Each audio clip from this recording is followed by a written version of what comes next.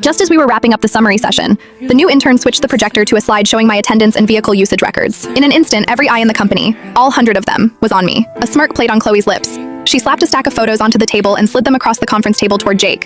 Her eyes were fixed on him, her tone dripping with the drama of someone exposing a major scandal. I'm filing a formal complaint. She's been using the company's luxury car to pick up her kids, blatantly misappropriating company resources for personal gain. I recommend she be terminated. Jake's face, however, turned unnervingly dark, like a storm cloud gathering before a downpour. But as I looked at this ambitious, sharp-edged intern, a flicker of pity, of all things, went through me. She thought she was climbing the ladder to success, but her feet were planted on shattered glass. The so-called company car? It's my Rolls-Royce Cullinan, which I bought for over $300,000. 2 years ago, the company was in desperate need of a way to project success.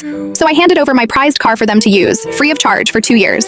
I never asked for a cent. And now, that favor was being turned into evidence against me. The room was dead silent, the only sound the low hum of the central air. Her voice was crisp, but her words cut like a knife. Jake, the employee handbook explicitly forbids the personal use of company vehicles. As a senior executive, Ms. Hale should be setting an example. Instead, she's been using the company's most expensive car as her personal shuttle to pick up her kids. The proof is all right here. Chloe then pulled up a dense Excel spreadsheet. I've done the math. Between her commute and picking up her kids, she's adding an extra 25 miles a day. That's costing the company thousands of dollars a month in gas and depreciation. And that's not even counting the driver's overtime. As she finished, the conference room fell silent. All eyes turned to the head of the table. The most ironic part of it all was him, Jake, the company's founder and my college classmate. When the company was starting out and couldn't even make payroll, I used my entire savings to keep us afloat. Later, when he had to court a major client, I gave him the keys to my brand new Cullinan. Take it, I told him.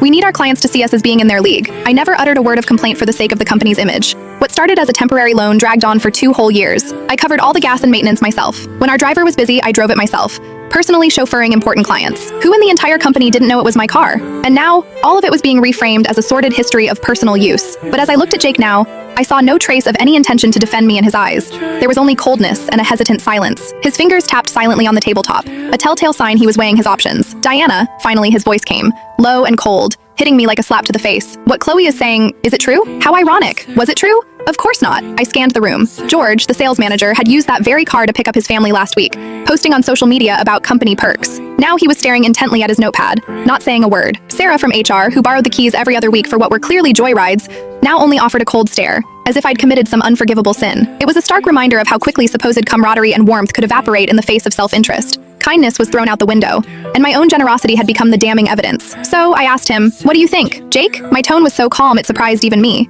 But Jake clearly dodged my gaze, refusing to meet my eyes. "The photos are right here. Diana, you've been with the company from the very beginning. We are friends, but business is business. And on this, there's no room for discussion." As he spoke, his face was set with finality. "Here's how we're going to handle this. You will hand over the car keys now. From this point forward, the administrative department will manage all vehicles. Also, the finance department will deduct the amount calculated by Chloe directly from your salary." A triumphant, cold smile spread across Chloe's face.